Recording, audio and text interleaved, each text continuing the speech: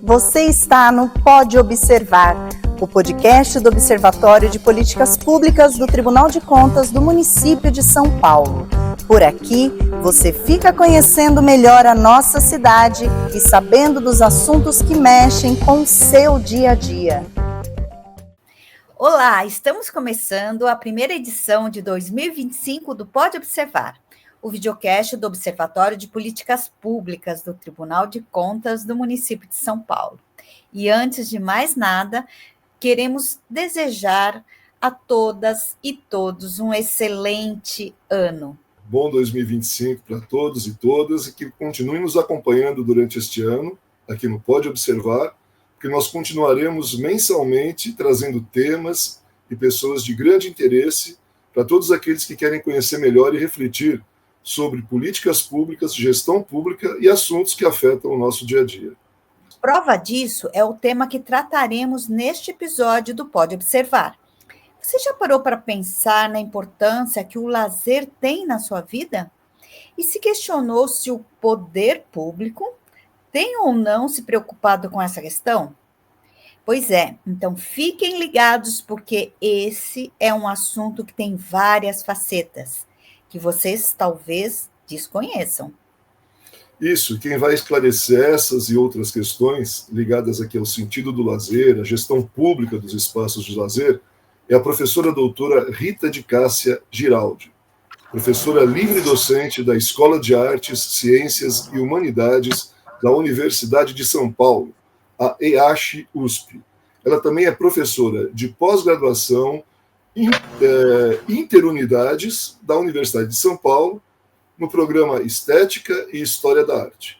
Bem-vinda, professora, é um prazer tê-la conosco, muito obrigado por ter aceitado o nosso convite. Eu agradeço muito o convite do Pode Observar, né, do Tribunal de Contas do município de São Paulo, e é um prazer falar sobre lazer, principalmente quando nós estamos praticamente às vésperas do tão almejado tempo, né, que todo mundo quer, que é o tempo de férias, que é o tempo de lazer, aonde todos podem efetivamente praticar uma série de atividades que lhe traga satisfação e proporcione qualidade de vida. Olha, a professora Rita Giraldi possui graduação em arquitetura pela Universidade de Mogi das Cruzes, mestrado e doutorado em Ciências da Comunicação pela Universidade de São Paulo. Possui experiência na área docente, com ênfase em turismo e lazer, patrimônio, urbanismo e cidades inteligentes. Possui também experiência na área administrativa educacional, como coordenadora de curso, diretora de núcleo e coordenadora acadêmica. Participa do grupo de estudo Economia Criativa, Inovação e Empreendedorismo e do Conect Cidades, que é o Laboratório de Cidades, Tecnologia e Urbanismo do Departamento de Engenharia de Produção da Escola Politécnica da Universidade de São Paulo. É ainda consultora em cidades inteligentes. Também quero lhe dar as boas-vindas, iniciar com uma pergunta aparentemente simples, mas que acredito embasará a nossa conversa de hoje. Professora, qual o conceito de lazer? Qual o seu papel, sobretudo no mundo urbano? E que tipos de atividades poderíamos colocar nessa categoria? Bem, o conceito de lazer é um conceito muito amplo, né? Ele envolve uma série de atividades do cotidiano e, principalmente, tem um valor agregado maior quando ele tem um período prolongado.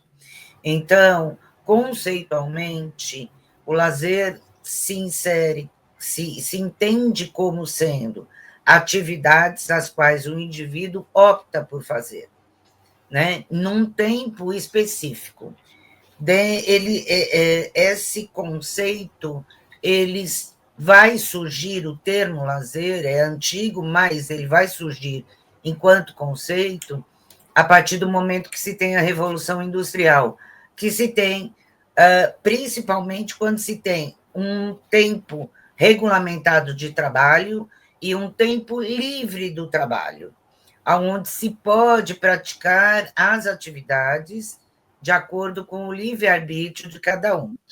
Conceitualmente, o lazer difere e muito de recreação, de entretenimento, né? E dentro das atividades que se tem, vamos dizer, inseridas, né?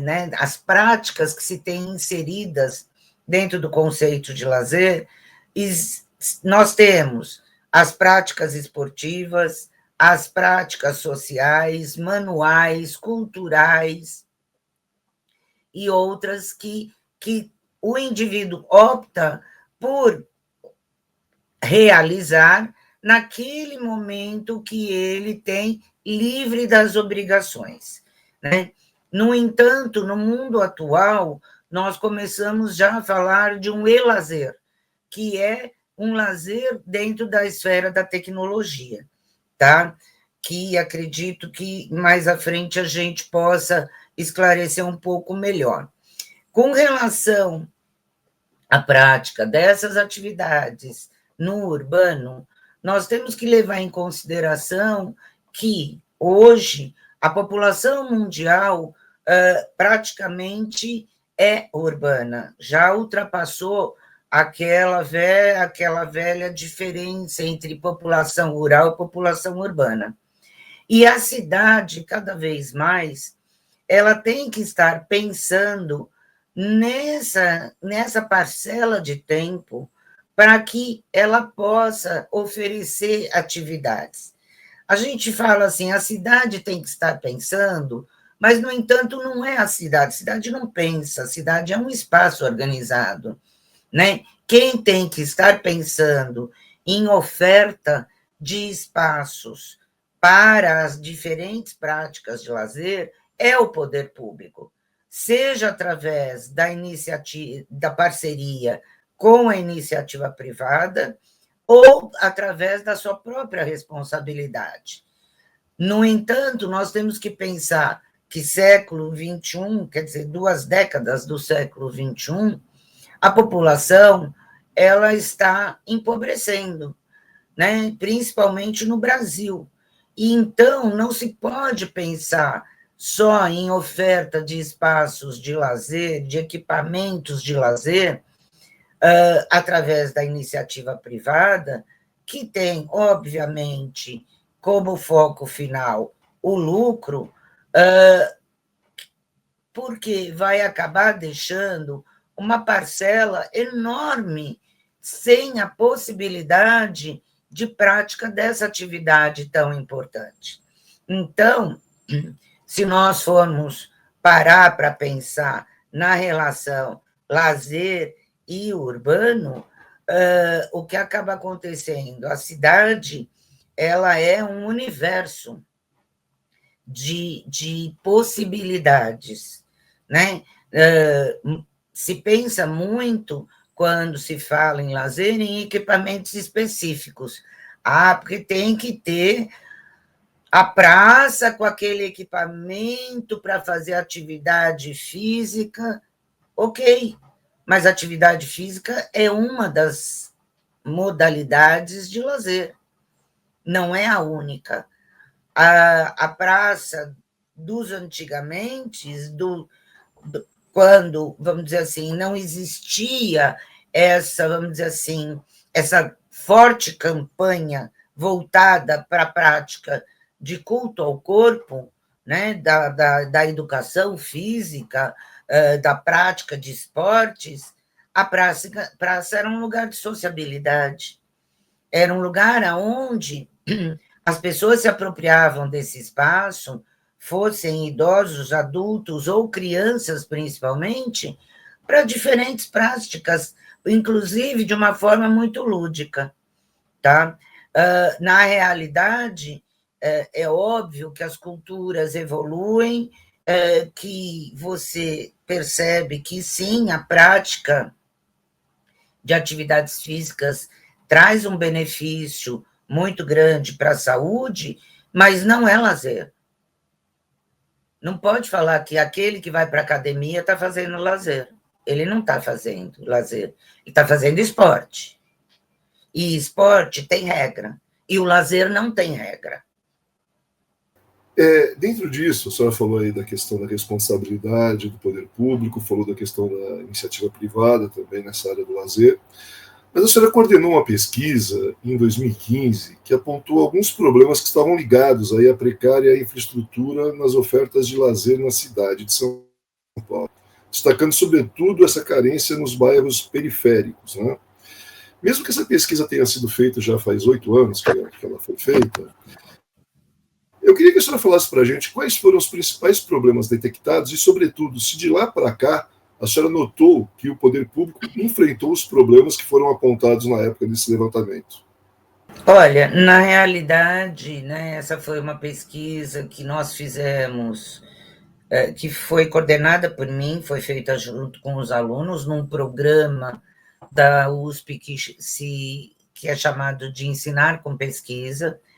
E o que acontece? Foi feita toda uma pesquisa qualitativa e quantitativa, em termos exploratórios, óbvio, né, em termos de pesquisa com questionário para os usuários, mas nós fizemos um levantamento e mapeamento de todos os equipamentos dentro das diferentes práticas de lazer do Centro Velho e do Centro Novo, né? E algumas coisas foram percebidas, né? Primeiro, o Centro Velho, ele tem uma característica muito clara, que é um espaço de trabalho, né? Um espaço financeiro, um espaço de trabalho. Então, as ofertas de equipamentos de lazer no Centro Velho, elas são escassas, exceto com exceção de alguns bairros. Por exemplo, o bairro da Liberdade é um bairro que pertence ao Centro Velho. No entanto, pela característica da sua ocupação pela colônia japonesa, ele é um bairro que ele, por si só, oferece práticas de lazer, através da manifestação da cultura japonesa, da gastronomia, do comércio local. Então, ele, vamos dizer assim, ele tem esse diferencial. No entanto, o que acaba acontecendo? Como eu comentei, o Centro Velho é um local voltado principalmente para o trabalho, então existem muito poucas moradias, apesar do incentivo para a construção de moradias, dos estúdios, para que o centro retorne a ter uma vida urbana, né? Uma prática de ocupação da cidade, daquele espaço da cidade, fora do período de trabalho, tá? No entanto, o que a gente percebe do que foi a pesquisa e tem se agravado agora, o que acaba acontecendo? Inegavelmente, o Centro Velho, principalmente, e o Centro Novo também, né? Ele é vazio também por uma questão de segurança, tá? Somado ao fato de que ele concentra um alto número de moradores de rua, né, de pessoas que estão abaixo da linha da pobreza. Isso tudo acaba inibindo a ocupação, o uso do espaço, desse espaço da cidade, para práticas de lazer, né? No entanto, o que a gente vê? Como resultado da pesquisa, a predominância das práticas de lazer que foram apontados pelos usuários eram ou culturais ou gastronômicas. Mas você percebe que, assim, não existem equipamentos para idosos, não existem equipamentos infantis. E aí, o que acaba ocorrendo? Quem mora nessa região, tá? estou falando mais do Centro Velho, já falo do Centro Novo, quem mora nessa região, por conta da facilidade dos transportes, dos meios de deslocamento, acabam buscando práticas de lazer fora dessa região, porque é muito mais fácil de ir para qualquer lugar da cidade. Se nós formos pensar, no Centro Velho, quanto que nós temos de praça? As praças foram transformadas em espaços áridos, né? Nós temos o quê? No centro da cidade, a gente tem o Parque da Luz, que é junto da Pinacoteca. Nós temos a Praça da República, que tem uma área verde, e acabou. Tem ali o núcleo da Biblioteca Mário de Andrade, mas, por exemplo, a Praça Roosevelt sempre foi uma praça árida. A Praça da Sé, ela se tornou uma praça extremamente árida por conta de toda a transformação que foi feita na época de instalação do metrô. Então, o que acaba acontecendo? A falta de áreas, não precisam ser grandes áreas verdes, mas a falta de espaços onde as pessoas possam ter contato com a natureza possibilita uma prática de lazer maior, né? Tanto que hoje se fala já dentro da área da arquitetura sobre biofilia, que é trazer a natureza para junto das edificações, um contato maior, né? Na realidade, tem um autor chamado Pierre Jorge, que ele fala que o citadino é um nostálgico da vida campestre. Então, se a cidade não dá isso, como que você vai ficar usando a cidade, o espaço? E existem outros desdobramentos urbanos que não são do tema, né? Mas ilhas de calor, problemas de enchente, enfim, você tem outros problemas urbanos. Mas não adianta querer revitalizar o Vale do Anhangabaú botando chafariz no chão, abrindo espaço para skatista. Não adianta fazer grandes espaços para shows culturais, gastando uma fortuna. Por outro lado, se você olhar, não sei, faz tempo que eu não vou para o centro, sempre me chamou muito a atenção uma área que era um remanescente, era um terreno que não dava para construir, ali na esquina da Xavier de Toledo, se não me engano, com a São João. É um terreno que era vazio. O que fizeram? Gradearam, porque, infelizmente, por conta de segurança, arborizaram, colocaram bancos e fizeram playground para criança. Pintaram as empenas com uma série de grafites interessantes, e esse espaço é usado. E é um espaço que é pequenininho, então não compromete tanto, né? Você pode dotar a cidade, pensar na cidade dessa maneira, sem megalomania, sem grandes obras, porque as grandes obras, muitas vezes, tendem a levar a expulsão do citadino, do morador, para as outras áreas, porque não dá acolhimento. Com relação ao Centro Novo, Paulista está no Centro Novo. E Paulista não dá para discutir, né? Paulista é cartão de visita, Paulista tem vários equipamentos, tem vários, tanto equipamentos culturais quanto shoppings, enfim. Então, o perfil que usufrui da Paulista é muito diferente do que é o perfil do Centro Velho. Tá? Obrigada. Se a gente pudesse falar sobre a periferia, esses problemas são mais graves ainda, na sua visão. Mais graves. Essa questão da oferta de espaços de lazer ou de políticas públicas voltadas para o lazer numa área periférica, por exemplo, muito mais complicado, né? É muito mais complicado. À medida que você tem na área periférica, inclusive regiões aonde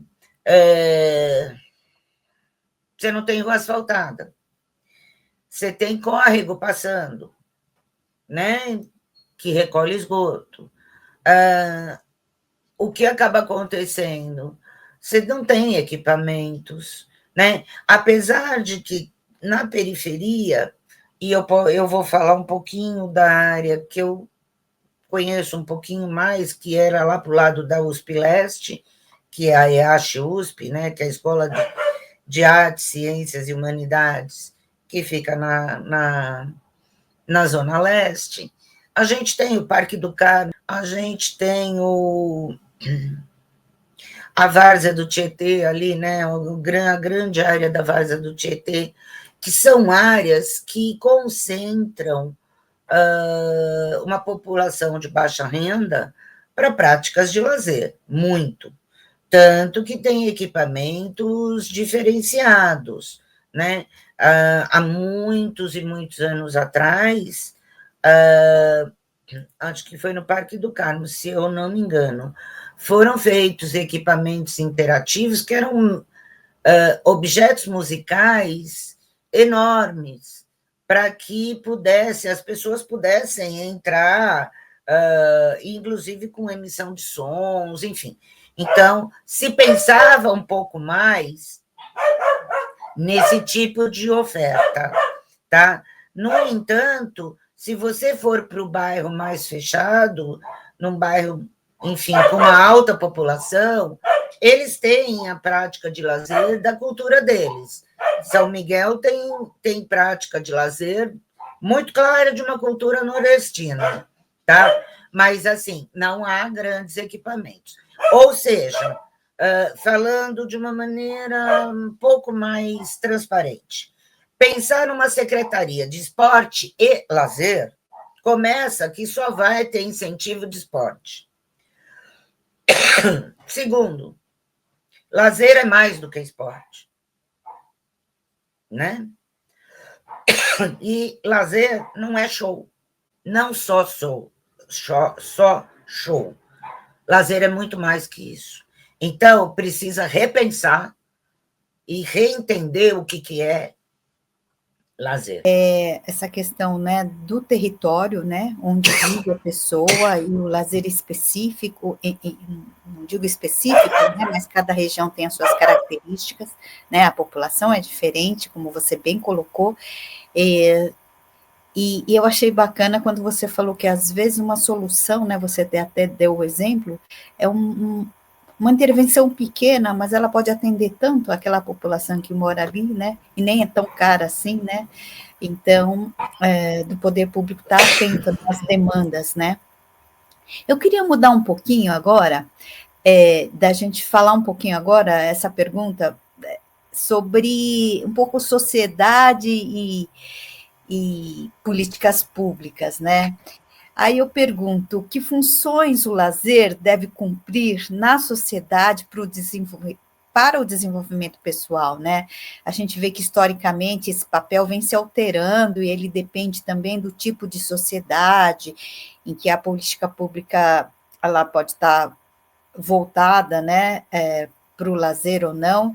Então, eu pergunto isso porque o lazer e alguns espaços de lazer em determinadas sociedades serviram até como forma de controle e doutrinação. Por exemplo, o Dopo Lavoro, né, na sociedade fascista italiana, uma organização ligada ao governo, que era constituída por instalações esportivas e recreativas voltadas supostamente para o lazer e o desenvolvimento físico da população e, né, nos seus horários livres, né? Você poderia comentar um pouquinho? O lazer, ele tem um cunho cultural muito forte, né?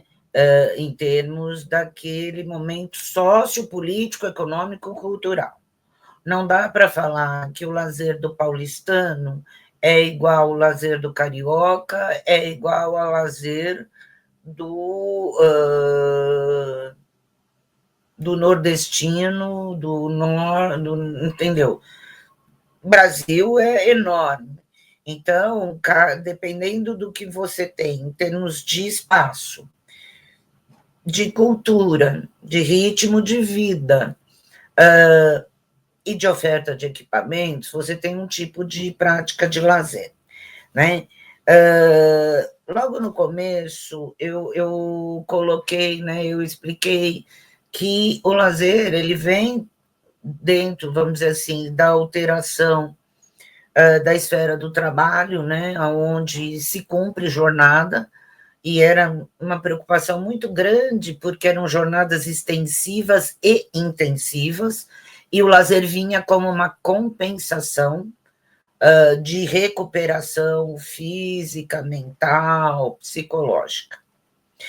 Passado quase 2 séculos, né? Enfim, 1800 e pouco, mais de um século, o que nós temos? Isso mudou, isso evoluiu.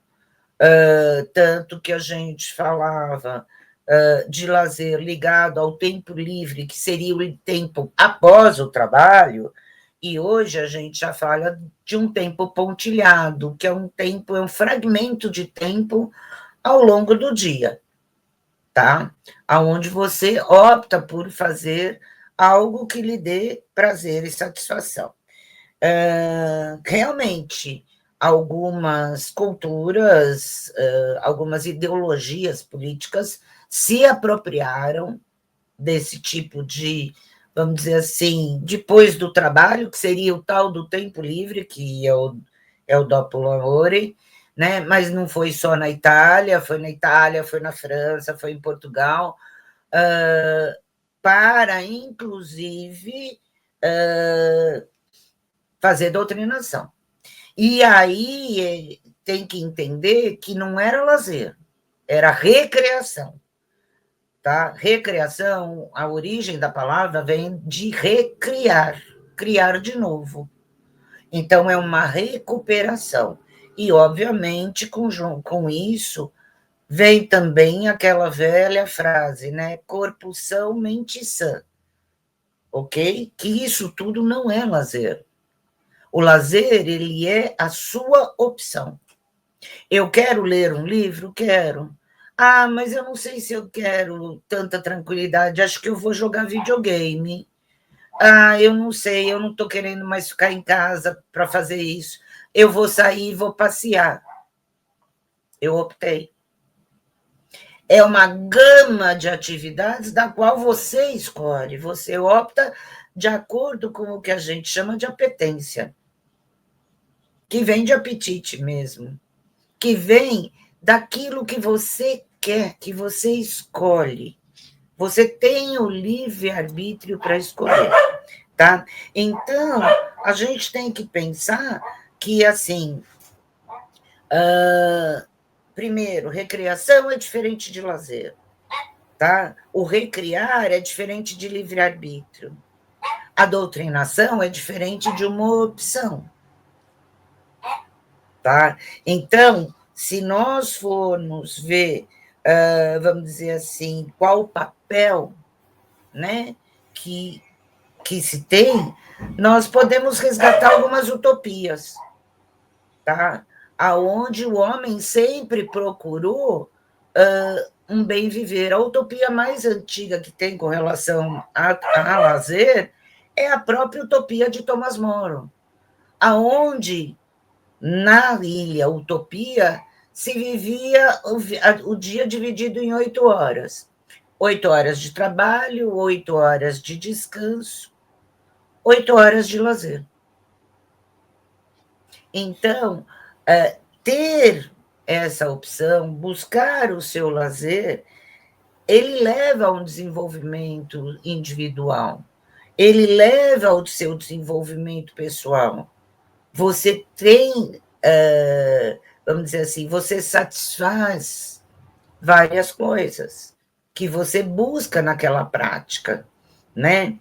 E mais, hoje em dia, então, vamos dizer assim, que foi o que eu comentei, a gente já está falando de um lazer, por conta do quê? De toda uma série de avanços tecnológicos que possibilitaram práticas impensadas há tempos atrás.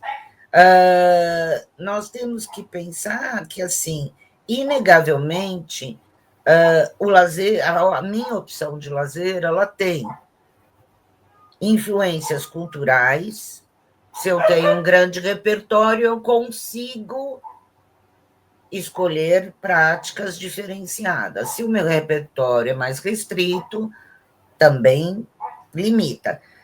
Se eu vivo num ambiente que não me dá opções, e a cidade às vezes não dá, eu também não tenho como fazer um lazer em espaços abertos, e acabo optando por um lazer mais em espaços fechados.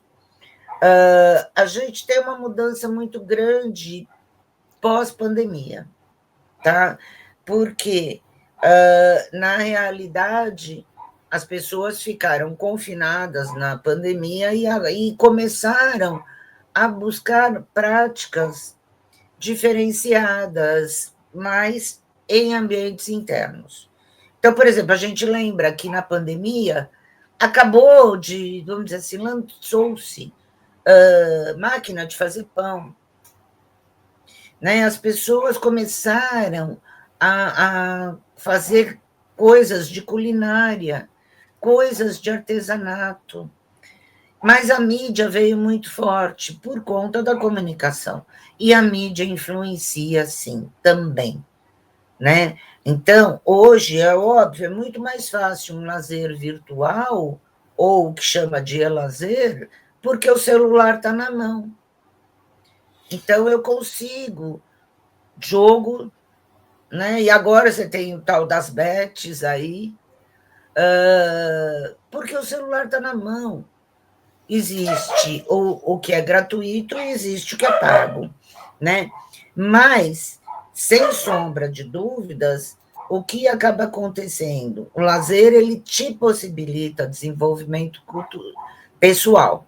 No entanto, nós somos fruto de uma sociedade, de um tempo e de uma cultura.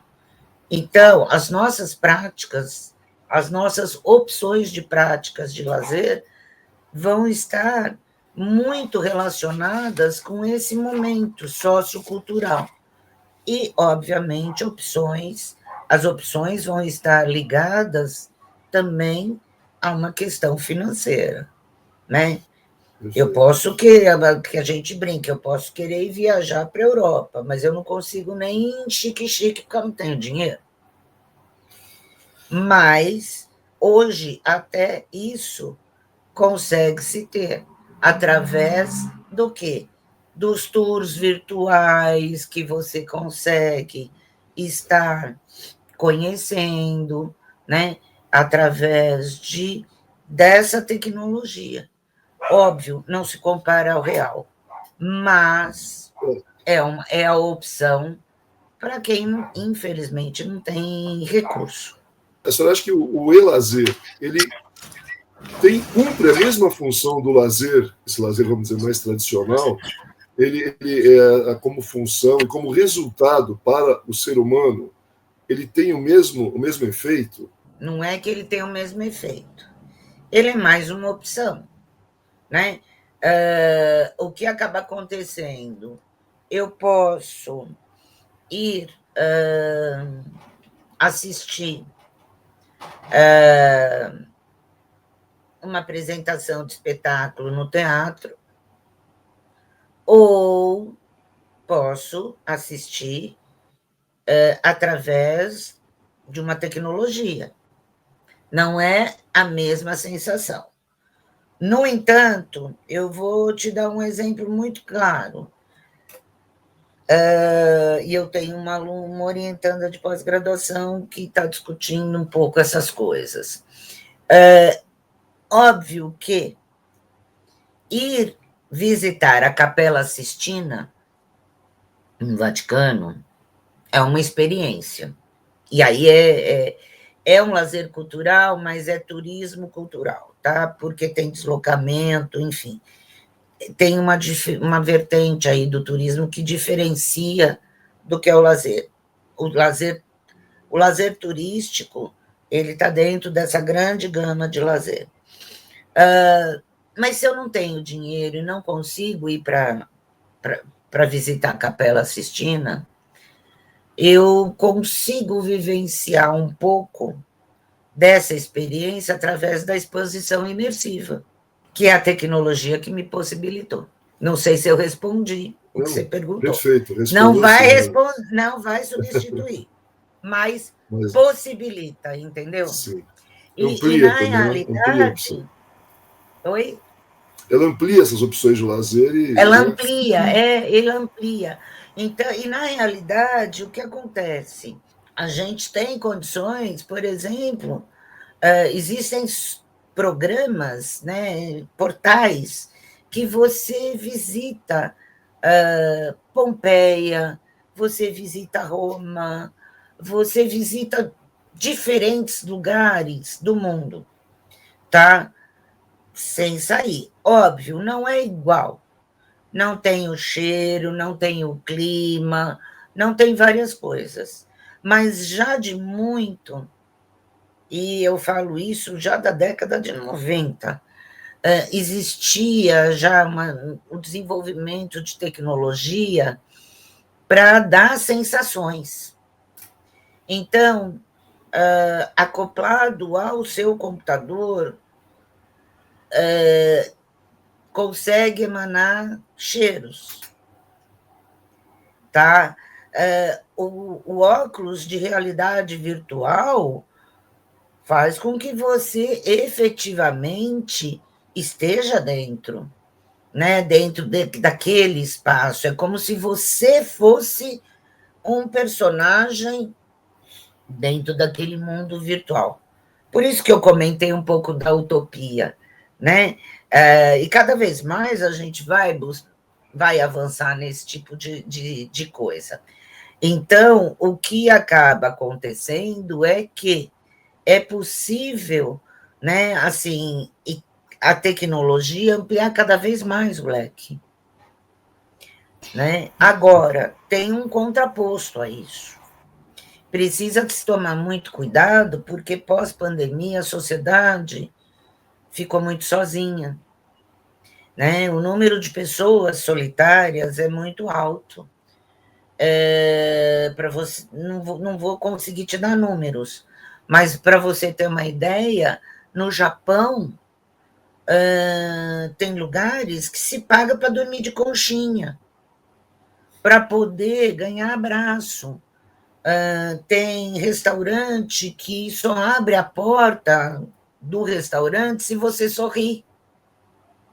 Então, a situação pandêmica mundial fez aflorar uma série de coisas, vamos dizer, de comportamentos humanos que estão tentando reverter. No entanto, isso é uma mudança individual de cada um, né? O ser solitário, o ser agressivo, a gente vê que o índice de criminalidade aumentou, enfim. Mas no lazer também, né? Você vai por exemplo, o lazer virtual, o e-lazer, ele te possibilita a sociabilidade, porque você vai conviver com avatares. O primeiro jogo que tinha era o Second Life. Pessoas que criavam os seus avatares, entravam no jogo, relacionava-se com inúmeros outros avatares, e assim, por trás daquele avatar, às vezes, tinha o cara que tinha problemas de locomoção, né? Que tinha problemas de doença. Mas ele conseguia, através do seu avatar, vivenciar. Um exemplo disso é o próprio filme Avatar, né? Que o soldado, que é o personagem, ele tem problema de mobilidade. Mas ele, no personagem do mundo Avatar, ele voa, ele consegue se relacionar, tanto que ele opta por ficar nesse mundo virtual, tá? Então, existem algumas coisas que esse e-lazer, que eu acredito, assim, já tem avançado muito, que a tecnologia avança, mas ainda nós vamos ver muitas outras coisas oriundas desse nicho. O e-lazer, eu pessoalmente, né, não tinha tanto conhecimento, né, e como você disse, como aumenta as possibilidades, né, mas, infelizmente, estamos chegando ao fim de mais essa edição do Pode Observar, a primeira desse ano, e a gente agradece muito a participação da professora Rita de Cássia Giraldi, da Universidade de São Paulo. Nós temos certeza que você conseguiu ampliar, pelo menos eu consegui, a visão, né, sobre o significado do lazer, dos espaços destinados à sua prática e do papel social e subjetivo que ele representa na vida das pessoas. Obrigada, professora. Eu que agradeço, Armin e Fúvio, né, pelo convite. É uma área de estudo que muito poucas pessoas têm conhecimento, né, apesar de todo mundo praticar, né, de fazer parte da vida, mas, óbvio, a gente não fica pensando em conceitos, em, isso é lazer? Não, isso é recreação? Não, isso é lazer? Não, o importante é a escolha da prática, da atividade, pelo seu livre-arbítrio, e que essa prática lhe traga satisfação. Só assim que se consegue realmente um desenvolvimento pessoal através do uso desse tempo. E mais do que tudo, nós temos que pensar que o tempo é uma coisa extremamente preciosa, que é a essência da nossa vida. E se nós formos parar só para refletir, quando nós nascemos, nós recebemos uma conta bancária de tempo, do qual todos nós somos obrigados a sacar 24 horas todos os dias. Nem um minuto a mais, nem um minuto a menos. No entanto, essa é uma conta que não aceita depósito. E é uma conta da qual nós não sabemos o saldo.